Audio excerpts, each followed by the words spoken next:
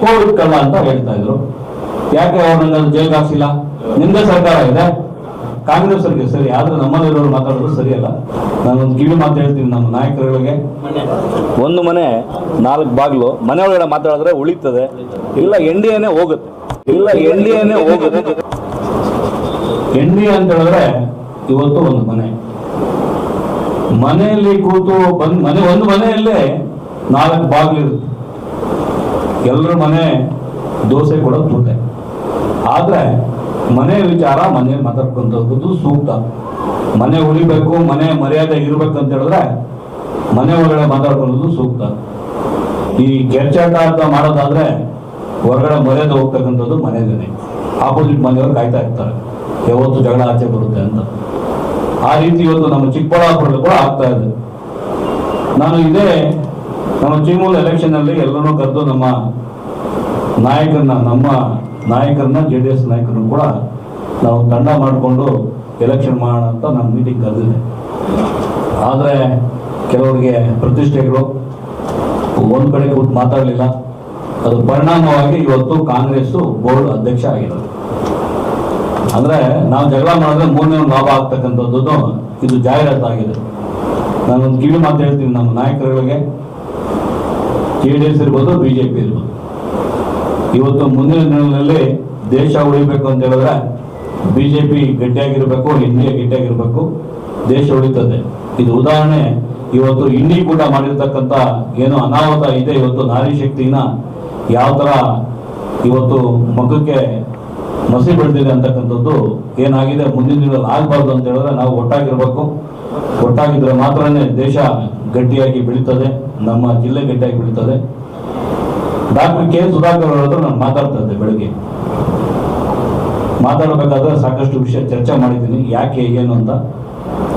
ಆದ್ರೆ ನಾನು doctor K. Sudhakar ಅವರು ಸುಮಾರು 25 ವರ್ಷನ ನನ್ಗೆ ಗೊತ್ತವರು. ಅವರು ಬೆಂಗಳೂರಲ್ಲಿ ರಿಲಯನ್ಸ್ ಅಲ್ಲಿ ಜವಾಬ್ದಾರಿ ತಗೊಂಡು ರಿಲಯನ್ಸ್ ಫ್ಯಾಮಿಲಿ ಜೊತೆ ಒಡನಾಟ ಇವತ್ತು ಇಟ್ಕೊಂಡಿದ್ರು, ಚೆನ್ನಾಗಿದ್ರು. ಕೇಶವ ರೆಡ್ಡಿ ಅವರ ಮಗ ಏನು ಸುಧಾಕರ್ ಅವರು ಇದಾರಲ್ಲ, ಬೆಂಗಳೂರಲ್ಲಿ ಸಾಕಷ್ಟು ಸಂಪರ್ಕ ಇಟ್ಕೊಂಡು SM ಕೃಷ್ಣ ಅವರ ಆಶೀರ್ವಾದದ ನೆಲೆಗೆ ಶ್ರೀಲಂಕಾ ರಾಯಭಾರಿ ಆಗಿದ್ರು. ಅದಾದ್ಮೇಲೆ ಚಿಕ್ಕಬಳ್ಳಾಪುರದಲ್ಲಿ ಜನ ಸೇವೆ ಮಾಡಿ ಕಾಂಗ್ರೆಸ್ 2 ಬಾರಿ ಗೆದ್ದಿದ್ರು.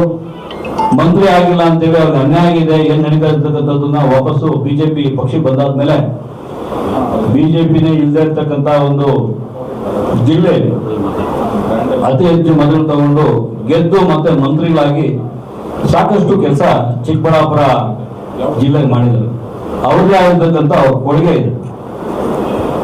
ಆದ್ರೆ ಟೀಕೆಗಳು ಮಾಡ್ತಕ್ಕಂಥದ್ದು ಕಾಂಗ್ರೆಸ್ ಅವರಿಗೆ ಅದು ಅವತ್ತಿಂದನೇ ಇದೆ, ಮಾಡ್ತಾ ಇದ್ದಾರೆ. ಕೋವಿಡ್ ಕಳ್ಳ ಅಂತ ಹೇಳ್ತಾ ಇದ್ರು. ಯಾಕೆ ಅವ್ರನ್ನ ಜೈಲ್ಗೆ ಹಾಕ್ಸಿಲ್ಲ?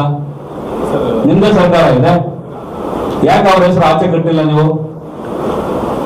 ಇವೆಲ್ಲ ಮಾತಾಡೋದಕ್ಕೆ ಕಾಂಗ್ರೆಸ್ ಅವರಿಗೆ ಸರಿ, ಆದ್ರೆ ನಮ್ಮಲ್ಲಿರೋರು ಮಾತಾಡೋದು ಸರಿಯಲ್ಲ. ಮಾತಾಡಕ್ ಹೋದ್ರೆ ರಾಜಣ್ಣ ಕೂಡ ಇವತ್ತು ಅವ್ರಿಗೇನು ಅನ್ಯಾಯ ಆಗಿದೆ ಯಾಕೋ ಮಾತಾಡ್ತಾರೆ, ಯಾಕೋ ಅವ್ರ ಪಕ್ಕದಲ್ಲೇನೋ ಬೇರೆ KDB ಸಬ್ಜೆಕ್ಟ್ ಮಾತಾಡ್ತಾ ಇದ್ದಾರೆ. ಅವರು ಮಾತಾಡಕ್ ಹೋದ್ರೆ ಅವ್ರ ಅನ್ಯಾಯ ಮಾತಾಡ್ಬೇಕಲ್ಲ. ಅವ್ರಿಗಾಗಿರೋ ಅನ್ಯಾಯಗಳನ್ನ ಸಾಕಷ್ಟು ಅವ್ರಿಗೂ ಅನ್ಯಾಯ ಆಗಿದೆ. 5 ವರ್ಷ ಅವರು ಶಾಸಕರಾಗಿದ್ರು, ವಾಪಸ್ ಅವ್ರಿಗೆ ಟಿಕೆಟ್ ಸಿಕ್ಕಿಲ್ಲ, ವಾಪಸ್ ಇವತ್ತು ರಾಜಕಾರಣವಾಗಿ ಇವತ್ತು ಸೇವೆ ಮಾಡ್ಕೊಂಡಿದ್ದಾರೆ. ಸಾಮಾನ್ಯವಾಗಿ ನಾನು ಕಾರ್ಯಕರ್ತನಾಗಿದ್ದೀನಿ ಅಂತ ಅವ್ರು ಹೇಳ್ತಾರೆ. ಅವ್ರು ಮಾತಾಡ್ಬೇಕಾದ್ರೆ 1000 ಮಾತಾಡ್ಬೋದು, ಅವ್ರು ಯಾಕೋ ಮಾತಾಡ್ತಾ ಇಲ್ಲ. ಆದ್ರೆ ಇವತ್ತು ಏನು ನಾನು ಕೂಡ ಶಿಡ್ಲಘಟ್ಟ ವಿಧಾನಸಭೆಯಲ್ಲಿ ಜವಾಬ್ದಾರಿ ಸ್ಥಾನದಲ್ಲಿ ಇವತ್ತು BJP ಇದ್ದೀನಿ, NDA ಜೊತೆ ಇದ್ದೀನಿ.